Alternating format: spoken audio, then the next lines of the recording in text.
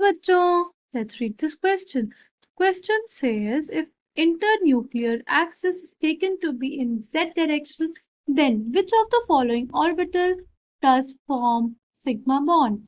Choose the correct option. Option A px orbitals, option B py orbitals, option C pz orbitals, and option D none of the above. ठीक है? The key concept for this question is overlapping. ठीक है, सी overlapping क्या होती है? जब हमारे पास दो ऑर्बिटल्स पास पास आते हैं तो वो आपस में इंटरैक्ट करना शुरू करते हैं और अगर उनकी एनर्जी सेम होती है, उनकी जो ओरिएंटेशन है वो सेम होता है और अगर उनकी सिमेट्री सेम होती है तो वो आपस में ओवरलैप कर लेते हैं। ठीक है, वो आपस में ओवरलैप कर लेते हैं और हमारे नए बॉन्डिंग ऑर्बिटल्स को बनाते हैं। ठीक, पर उनकी सिमेट्री सेम होनी चाहिए। ठीक, उनकी एनर्जी भी सेम होनी चाहिए और उनका ओरिएंटेशन भी हमारे पास सेम होना चाहिए। जो हमारे पास ओवरलैपिंग होती है वो बेसिकली दो तरह की होती है। एक होती है हमारी हेड ऑन ओवरलैप और दूसरी होती है साइड वाइज ओवरलैप। ठीक है, एक होती है हेड ऑन ओवरलैप और दूसरी होती है साइड वाइज ओवरलैप। जो हेड ऑन ओवरलैप होती है हमारी, वो हमारी अलोंग इंटरन्यूक्लियर एक्सिस होती है।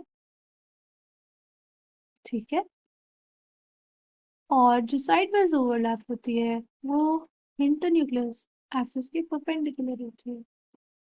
ठीक है, साइड वाइज ओवरलैप से हमारे पास फॉर्मेशन होता है पाई बॉन्ड का और जो हेड ऑन ओवरलैप होता है उससे हमारे पास फॉर्मेशन होता है सिग्मा बॉन्ड का। हमारे क्वेश्चन में क्या बोला? हमारे क्वेश्चन में बोला है जो हमारा जेड एक्सिस है वो क्या है? Inter nuclear axis. ठीक है, तो अगर z हमारे पास इंटर न्यूक्लियर एक्सिस है तो जो pz ऑर्बिटल होगा हमारे पास वो लाई करेगा along the inter nuclear axis और बाकी जो ऑर्बिटल्स होंगे वो उससे 90 डिग्री पे होंगे। ठीक है, जो px py और pz होंगे वो म्यूचुअली तो परपेंडिकुलर होते हैं। सपोज ये z है, ये x है, ये y है, तो हमारे जो x y z ऑर्बिटल्स होते हैं px py और pz, they are mutually perpendicular और इस वजह से आपस में वो सब ओवरलैप भी नहीं कर पाते हैं। ठीक है, उनकी जो सिमेट्रीज होती हैं दे आर वेरी डिफरेंट।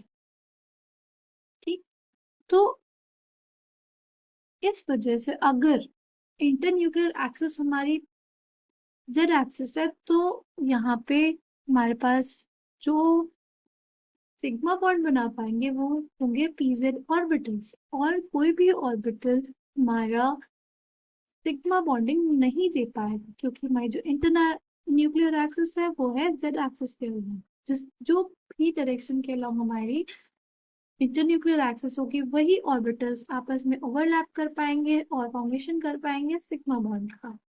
ठीक है, आई होप आपको ये बात समझ में आई है।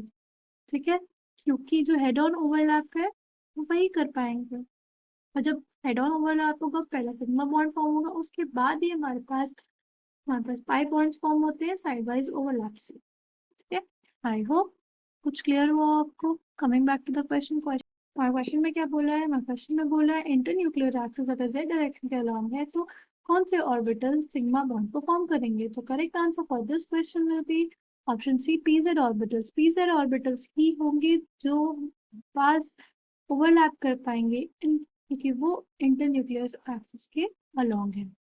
ठीक है, I hope you understood it well. Thank you and all the best.